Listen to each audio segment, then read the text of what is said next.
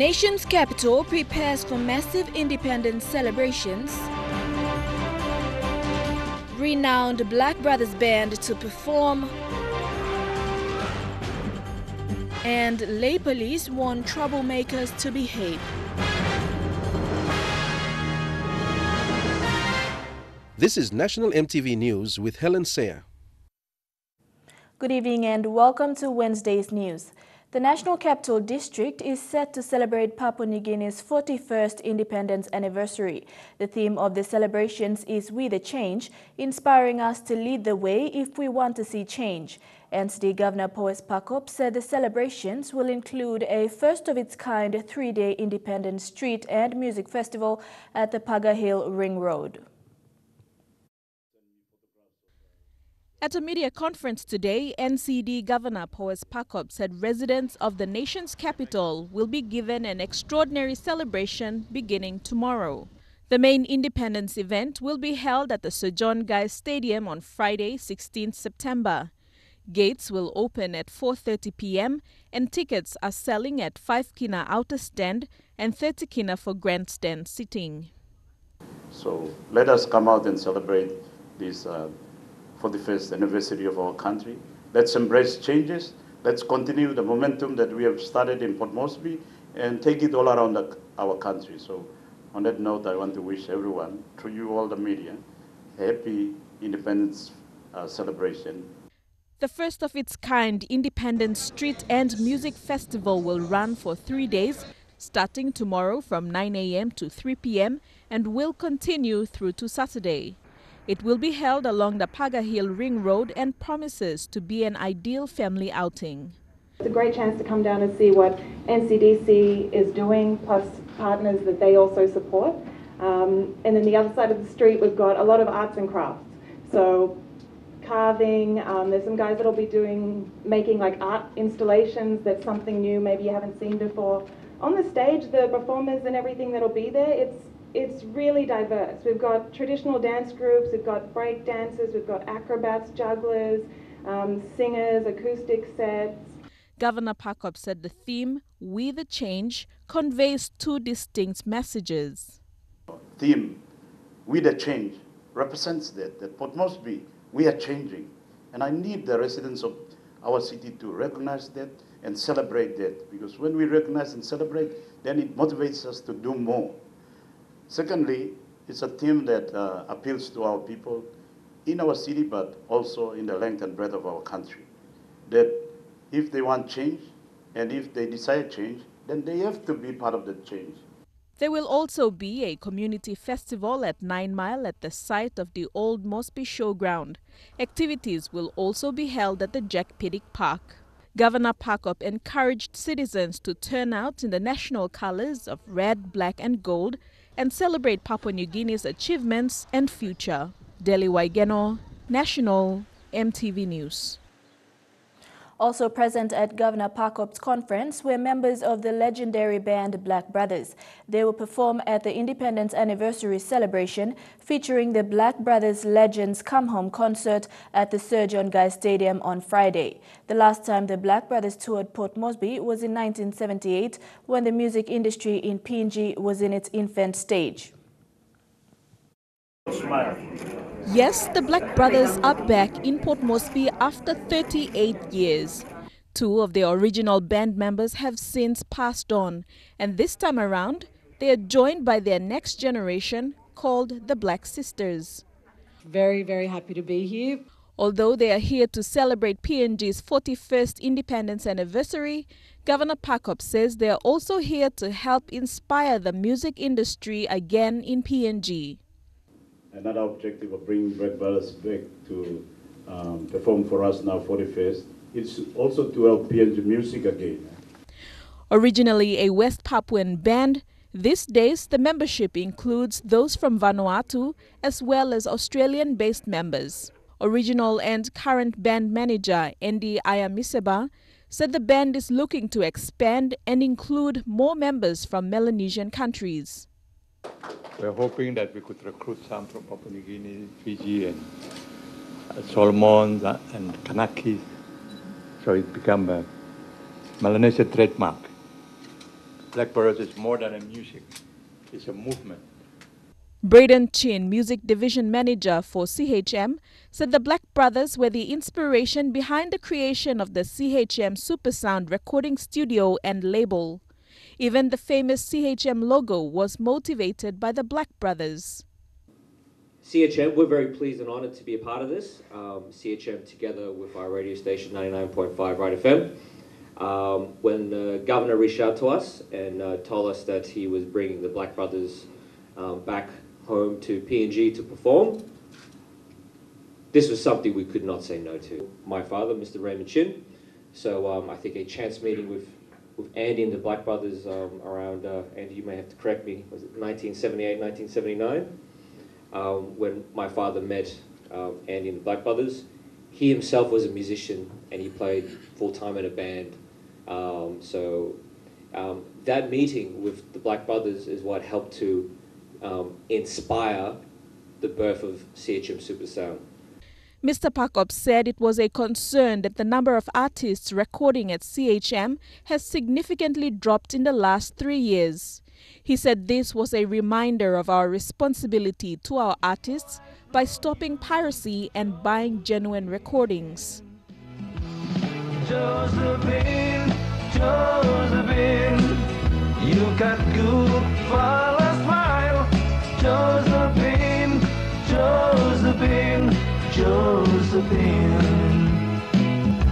Delhi Waigeno, National EMTV News. Lay police will be out in full force during the Independence weekend and have warned potential troublemakers to refrain from causing problems.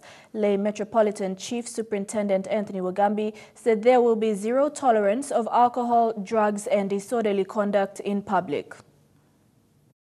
Up to 300 men and women will be out in Lay City starting tomorrow till Monday.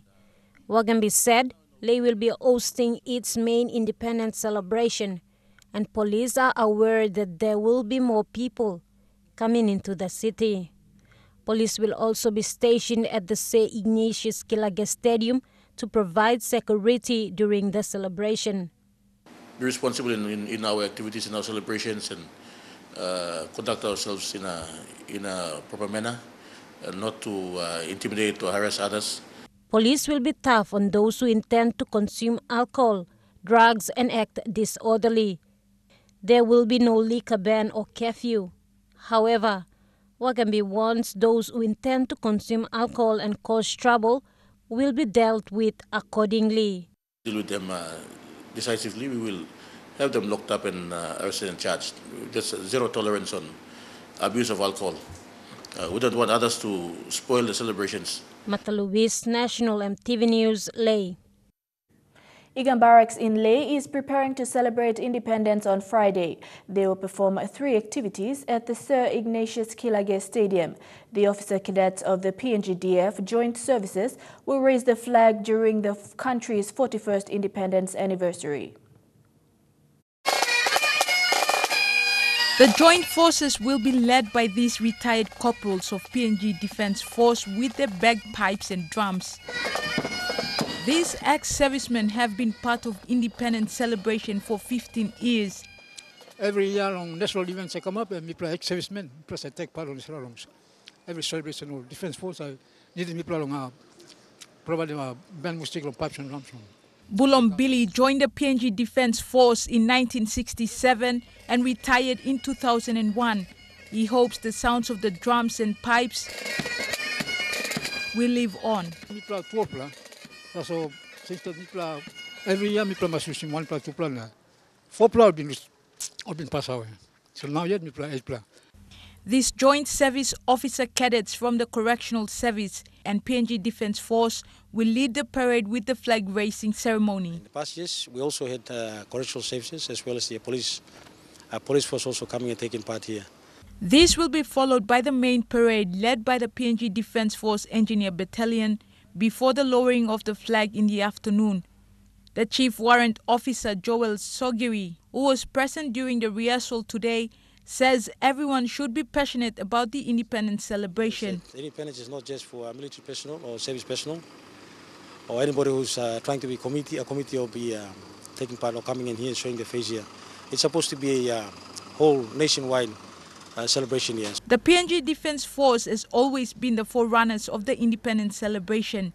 Retired Corporal Bulom Billy is excited to play his bagpipe as he recalls the day he was present when PNG became independent. Julie Badui Owa, National EMTV News, Leh. As the country prepares to celebrate 41 years of independence, basic economic infrastructure continues to deteriorate in some parts of the country. Road access for the people of Lufa district in the Eastern Highlands is deteriorating. Sections of the road become impassable when it rains. During a recent visit, EMTV saw firsthand the state of the road and the troubles people go through to travel. The road into Lufa district turns off the main Highlands highway as you travel south from Eastern Highlands capital, Goroka. While parts of the road are sealed, over the years the lack of attention on the road is showing. As we were traveling into the district, this section of the road in Oliguti was barely passable when it was dry, with signs of how people have tried to build up parts of the road that has collapsed. Upon our return 2 days later, the road had collapsed again after heavy rain.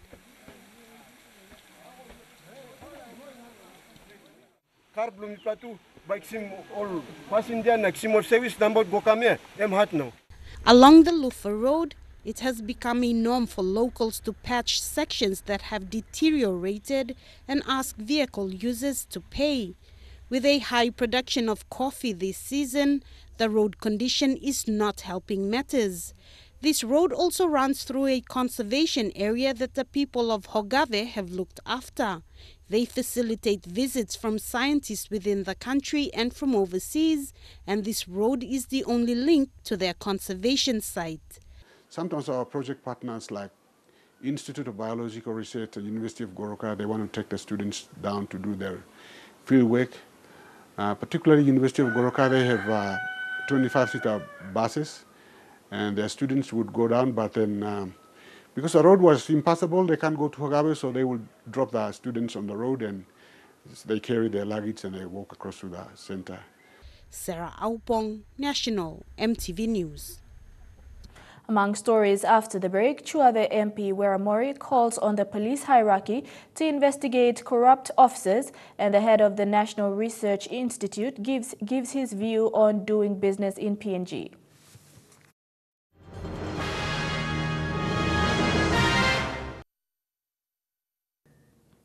Welcome back. Papua New Guinea is a land of opportunities. However, doing business here can be daunting.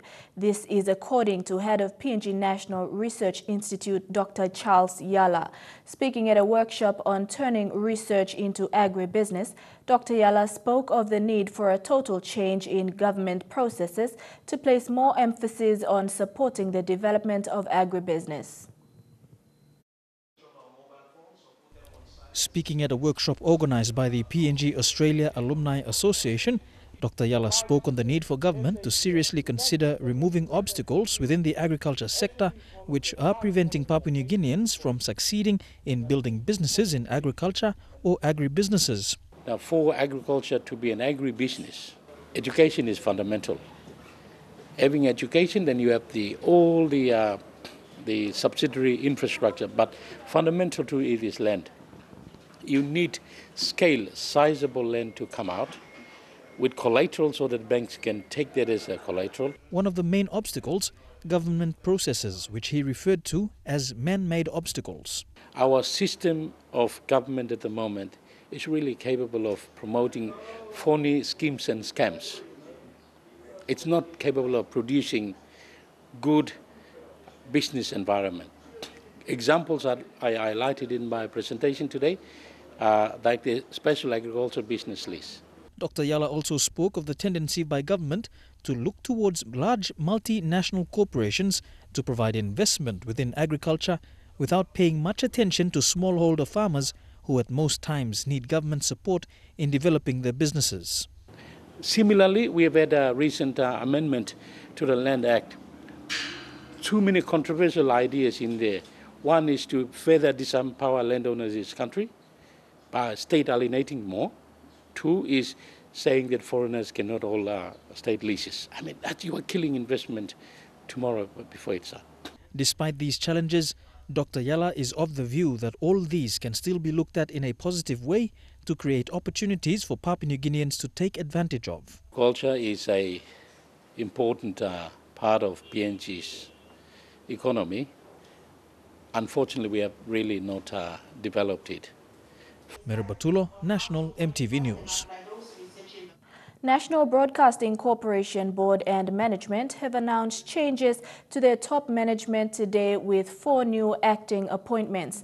David Moligen, Michael Asagoni, Robin Kosam and Francesca Marade have been appointed as acting executive directors for Human Resources, National News, National Radio and Engineering respectively.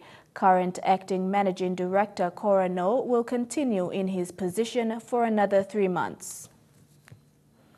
Health statistics play an important role in monitoring and planning health services in the 8 districts of Eastern Highlands Province. This is from Eastern Highlands Provincial Health Chief Executive Officer Joshua Soso at the official launching of the Eastern Highlands Demographic Health Survey provincial training. The survey will also capture provinces in delivering health services provided by the national government. Mr. Soso says quantitative analysis must be gathered from all districts right down to the villages to identify key problem health areas and delivering the right services. He said this will improve the statistical records of the province and the country. Globally, PNG is known for this negative statistic. It's the adverse figure that appears. So for me at the provincial level, we're trying to look at that, alleviate infant mortality and maternal mortality using statistics. According to the National Statistics Office, the need to capture provincial data is important in identifying the health indicators in all provinces for the government and developing partners. Meanwhile, Provincial Administrator Solomon Tato says a challenge for the survey will be in rural areas because of sensitive health topics. The provincial training has 22 field interviewers from the 8 districts.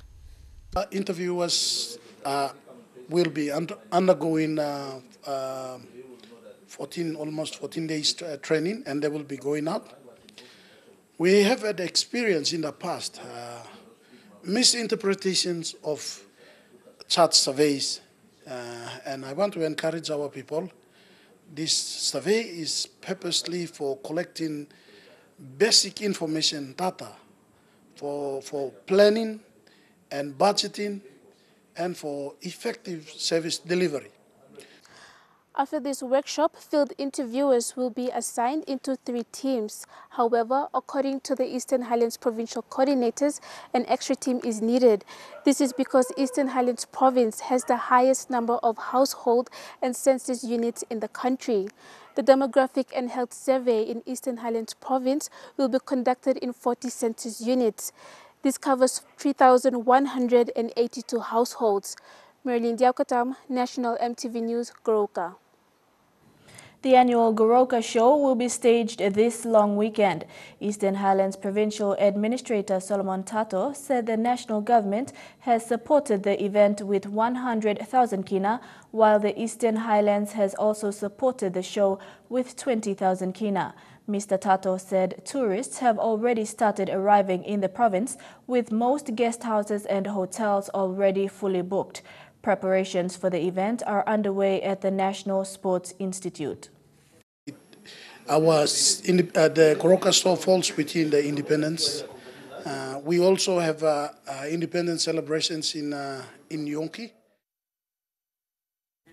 Geothermal energy is the second major power source to be developed in PNG. However, little is known about this renewable energy source. Studies have estimated that the country's geothermal energy, sourced by the many active volcanoes, will be enough to meet all its electricity needs well into the future. Hydropower at present makes up 40% of Papua New Guinea's installed power capacity, due to the optimal conditions and terrains for hydropower plants. The second major power source to be developed in the country was geothermal energy, initially exploited to power the Lihir gold mine in New Ireland province. Geothermal energy is the heat from the Earth's core and, simply put, is clean and sustainable. So geothermal energy has many forms, but the form that we are here discussing is the easiest form, and that's the geothermal heat that's linked to volcanoes and volcanic heat. So what you need is a ground source of heat. So this is where under a volcano you have like a magma supply. A magma is where you have liquid rock close to the surface. This is at a temperature of 1,000 degrees centigrade or something like that. It heats water in the upper parts of the crust. That water circulates and it also produces steam. So the geothermal energy will tap that hot water and that steam, which then drives turbines, which then can generate electricity. The volcanic belts around the country are home to significant amounts of active volcanic activity, including 55 known geothermal sites. According to the Geothermal Energy Association, PNG's geothermal potential is estimated to be at 21.9 terawatt hours, which is enough to meet all our electricity needs well into the future. That's in theory, yeah? In practice, probably only part of that could be realized, actualized. But even if it's half or a quarter or even a tenth of that, it's a very significant contribution to the power base. And although the upfront costs of geothermal are quite high, the running costs once the plant is up and running are quite low. So over time, it's you really get your money back. And in theory, it can last forever. You know, volcanoes last at least 1 million years, which is a long time for people in a human time scale. So if we look after the heat and we look after the resource, then the plants can go for decades and hundreds of years in theory. Leanne Jarari, National EMTV News. And now looking at our finance news, the kina closed unchanged at $0.3155 US in the interbank markets. At Bank South Pacific, your kina was buying $0.3080 US, $0.4099 Australian dollars, $0.2716 euro, and 31.21 Japanese yen. Looking at commodity prices at New York close, gold closed higher, coffee, cocoa, and copra closed the day lower. Palm oil closed lower, while crude oil and copper closed the day higher. And on the stock market, the Dow Jones closed at 258.32 points lower. The ASX is trading at 17.12 points higher, and the All Ordinaries is trading at 14.81 points higher.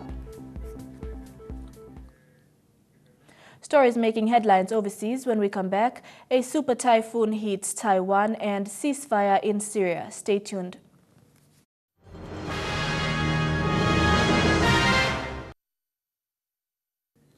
Welcome back to the news. A ceasefire between the Syrian government and rebels is holding, but just barely. Syrian tanks reportedly carried out a small number of attacks during the first night.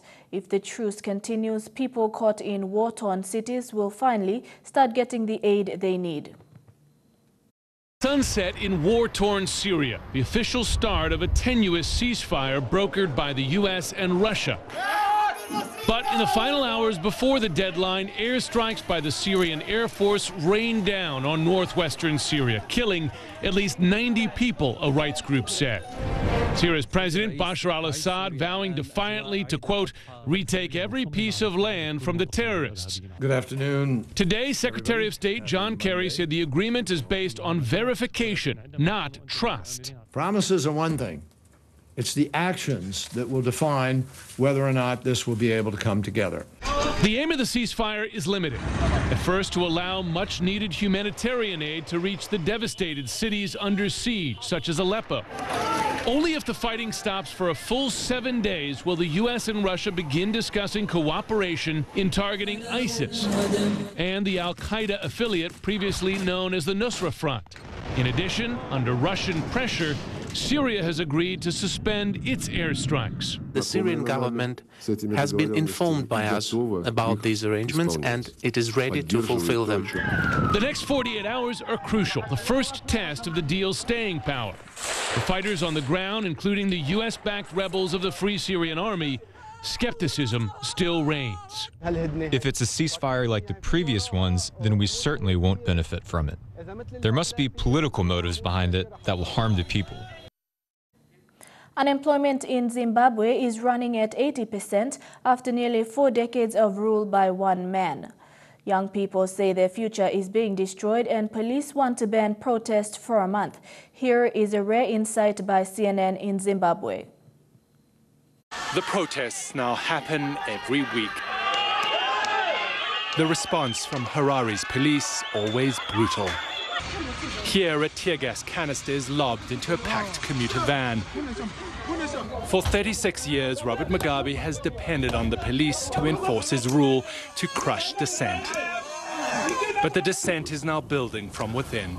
I think people don't know what's actually happening in Zimbabwe particularly. This veteran police officer has taken an enormous risk just to meet with us. We're concealing his identity for his protection. We told to beat up everyone who was there, but that's not the initial instruction that we had been given. It came later on. So the politicians are ordering the police to beat up protesters. Is that the case? That I believe. Politicians from a regime that he says will stop at nothing to stay in power. A government spokesman told CNN that it's not the case. He denies that Mugabe's party is ordering the police to attack protesters. They say the protesters are out to damage property. The very same people were beating. Some of them are my schoolmates, some of them are my friends, or people that we live with in the community. So it's a job, but hey, there's nothing you can do. Having to go months without pay, he says he and many of his fellow officers sympathize with the activists that they've been ordered to suppress. We spent days trying to get the trust of this group of activists that we're following, and we're going to a secret meeting. Their aim is to unseat the government of Robert Mugabe. Hi. You can wait inside. Yeah, that's fine, no problem. We'll wait inside. Hidden from view, political gatherings like this are taking place in backyards and houses throughout Zimbabwe. Social media is used to organize the movement and stay ahead of state security apparatus. They face arrest and say fellow activists have disappeared, but they are undeterred. But are you afraid that the police will strike back? Whether they strike back or not, we are not afraid. But this police officer has seen the orders and he is afraid. They talk of use of tear smoke, they talk of use of animals, that's dogs, horses and the like. Then the last one is use of firearms. In that order. Are you afraid someone's going to get killed? Yeah, if the momentum of these demonstrations continues, I think eventually they're going to use live ammunition. That's my worry. Mugabe says the protesters are playing a dangerous game. But his fate and the fate of Zimbabwe could finally be in their hands. You're with National EMTV News. Chukai Sports is next. Stay with us.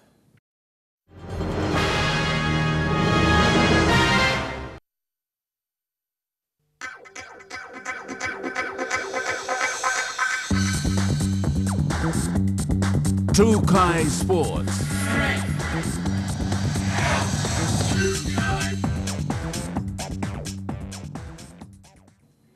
Welcome to Chukai Sports. Marcus Raman is the new BSP Minor National Snooker champion after defeating Gavera Rima 4-0 in the best-of-7 frames at the Lamana Q Club in Port Moresby.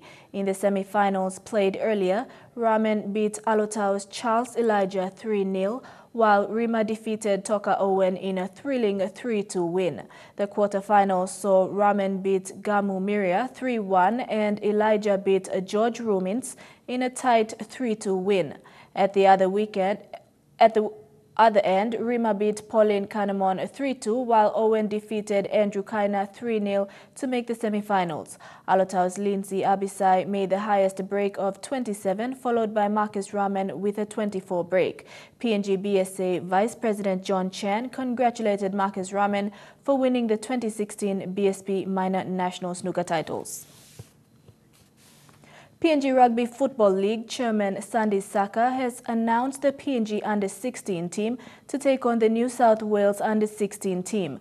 The game will be a curtain raiser to the PNG PMs versus Australia PMs 13 match in Port Moresby on Saturday, September 24th. Saka said the PNG Under-16 team was selected following the National Confederate Championships in Lae. Yes, we have an Under-16 squad that was selected at the National Championships. We have a women's squad that was supposed to play the Jillaroos as another curtain raiser, but we just got word today that the Jillaroos are unable to travel for some reasons. Saka added they must be supported because they are the next generation of elite rugby league players in the country.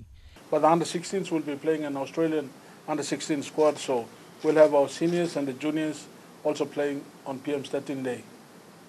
So it's a big day for us, not just for the seniors, but for our juniors as well. An 18-man team has been named and have been equally picked from the 4 different confederates. 4 players from the Highlands and Islands and 5 players each from the Northern and Southern Confederate.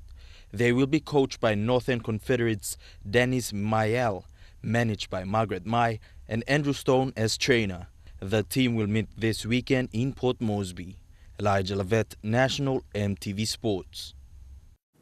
Trukai Sports continues after the break. Stay with us. Trukai Sports. Welcome back. Mal Meninga has named his Australian Prime Minister's 13 team for their tour up to Papua New Guinea. The Greg Inglis-led team has 4 players who recently took part in the test match against New Zealand Kiwis. Also included in the team are a few state of origin players such as Tyson Frizzle, David Clemmer, Josh Jackson and James Tedesco. They arrive in the country next week for the match on the 24th of September at the National Football Stadium. To NRL, former Warriors player and current assistant coach of the Brisbane Broncos, Stephen Kearney, was announced as the official Warriors coach for the 2017 NRL season. Kearney will take over from former coach Andrew McFadden as head coach of the Warriors club. He will begin his official duty next year. That's still a work in progress. Warriors CEO Jim Doyle has confirmed Stephen Kearney's return to the club on a 3-year contract. The announcement is seen as a major revamp to the club. Kearney's appearance in the team is expected to help the club return to its original status. His desire to stay with the club, it shows his integrity. It shows that he's got no sort of ego, where he's actually said that, you know what, he agrees that it is also time for that fresh thinking, a fresh voice, etc. But he wants to be part of it. In the meantime, Andrew has decided to stay on as assistant coach. Kearney will finish with the Brisbane Broncos when the 2016 season ends. He made 79 appearances as a foundation player for the Warriors from 1995 to 1998. Kearney's performance in the past, where he brought the Kiwis to a new level with their success in the Rugby League World Cup in 2008 and twice in the Four Nations in 2010 and 2014, have been identified and described to be of high standards. In the meantime, Kearney is helping to prepare the Broncos for next year's sudden death NRL match against the North Queensland Cowboys this weekend in Auckland, New Zealand. Godwin Eki, National EMTV Sports. In the National Volleyball Championships Under-21 Grand Final, NCD Volleyball Association dominated both the men's and the women's divisions. This afternoon, matches saw the NCDVA men's and women's teams outdo tougher opponents Hula and Fairfax. In the Under-21 men's, NCDVA Team 1 went up against NCDVA Team 3, and Team 1 proved to be the better team as they defeated a brother team 2-1. And in the women's grand final, after beating Fairfax Team 1, NCDVA Team 1 went on to play Hula, and despite best efforts from the Hula side with the likes of national rep Wari Pala, the NCDVA side were too strong as they won the first 2 sets. With some skillful setups and blocks from the Hula side, they managed to win the third set. Attempts to save the match from another NCDVA snatch went to no avail as the NCD side again grabbed the last two sets, making a total win of 4-1. Meanwhile, the women's and men's open divisions served off their competitions this afternoon following the Under-21's grand final. Dini Rose Raiko, National EMTV Sports. The looming FIFA Under-20 Women's World Cup will see women in PNG at the forefront of managing and running this global event. The recent appointment of 3 female venue general managers by the FIFA Local Organizing Committee is a testament of women playing important roles.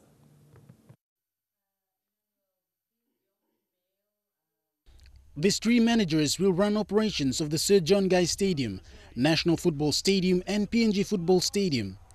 Local Organizing Committee Chief Executive Officer Seamus Martin said the FIFA Under-20 Women's World Cup slogan is to inspire and to excel. And LOC is proud to have these 3 women holding these important roles that will not only inspire women playing football on the pitch, but also want to inspire women in administrative roles. The women general managers are Toka Kini Awa, Grace Yohang Matayo, and Frederica Sakati. Miss Awa will be in charge of the Sir John Guy Stadium. Miss Sakati will be looking after the PNG Football Stadium, while Miss Yohang Matayo will be in charge of the National Football Stadium. Both Frederica Sakati and Miss Kini Awa came from a sporting background. Miss Kini Awa had a football career spanning over 20 years, whilst Yohang Matayo, an accountant by profession. All 3 women have expressed deep satisfaction of their appointment and the role they will play in the World Cup. This passion for football, and it really paid off at the end. And now it's like just putting the icing on a cake. When I was given that opportunity to join LOC, not in my comfort zone as an accountant, manage finance, but to be a part of the operations of competitions as one of the managers of the match stadiums. And I took up that opportunity because I'm a great supporter of football. I know football is an international language, and for FIFA, any World Cup is like the epitome of all sporting stages. So to be a part of this FIFA Under-20 Women's World Cup right here in our homeland, now that's just a dream a lot of people can only dream of, rather. And to be involved directly, well, God has definitely blessed me. Meanwhile, Bava Park Stadium will be managed by Emmanuel Popoitai, a passionate footballer himself. Experience I've had as a soccer player and growing up through my life has prepared me to play a role in this event and give back to the code that's molded me as a person. They will be traveling to Jordan for the FIFA Under-17 Women's World Cup to be held at the end of this month to gain insight on the role they will be playing during the FIFA Under-20 Women's World Cup Papua New Guinea. The FIFA Under-20 Women's World Cup will start from November 13th to December the 3rd in Port Moresby. Shane Saroya, National EMTV Sports. And that ends True Kai Sports. The weather details when we come back. True Kai Sports.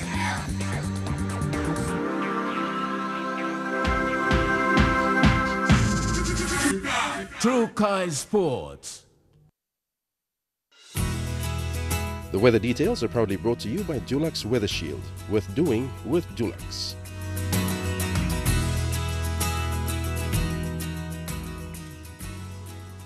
Your weather forecast for tonight and tomorrow: brief showers in Port Moresby, Daru, Kerema and Alotau, and shower or 2 in Popondetta. In the Momase region, a shower or 2 in Ley, mostly fine in Medang, Wewak and Vanimo.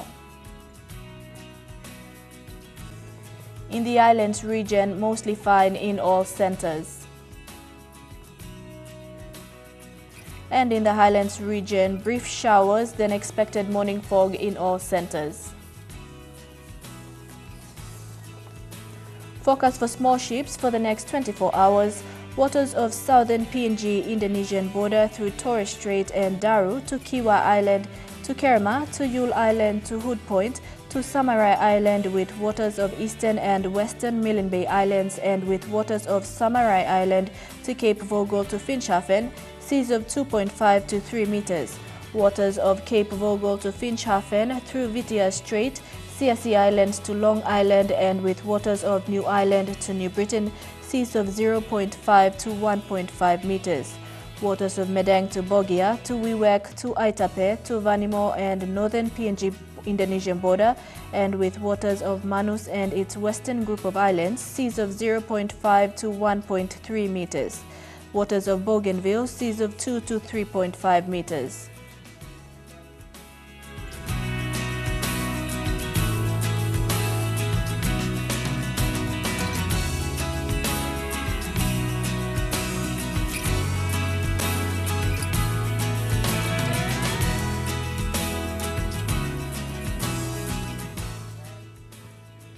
Ocean forecast for PNG areas. In the Coral Sea, seas rough with east to southeast winds at 25 to 34 knots. Solomon Sea, seas moderate to rough with east to southeast winds at 20 to 34 knots. Bismarck Sea, seas slight with southeast winds at 10 to 15 knots. And in the Pacific Ocean, seas slight to moderate with southeast winds at 10 to 20 knots.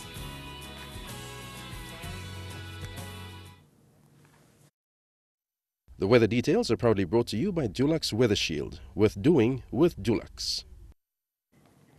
Now, before we go, Chuave MP Wera Mori said allegations leveled against him of misappropriating funds of 40,000 kina is misleading. The MP said the 40,000 kina was rendered by his district administration to support a fraud investigation that involved missing public funds of over 2 million kina.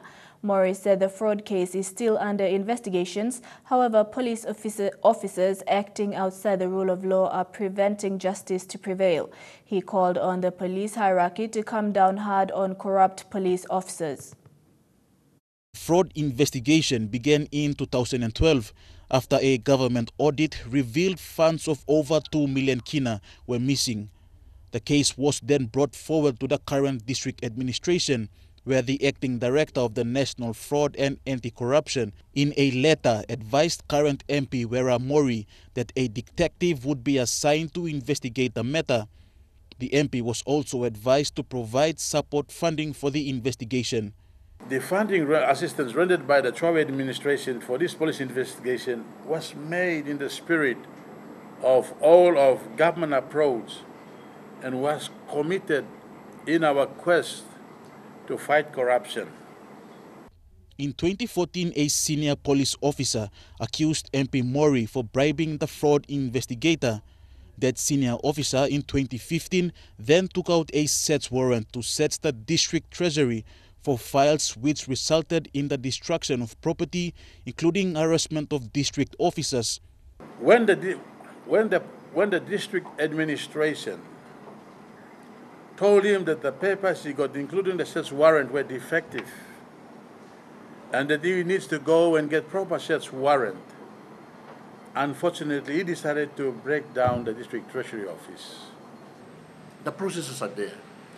Policemen cannot willy-nilly go into the treasury office and start pulling out files and seek to determine through investigation as to whether or not there is a breach or there is misappropriation. Mori's lawyer, John Napu, further explained where the 40,000 kina was used during the investigations.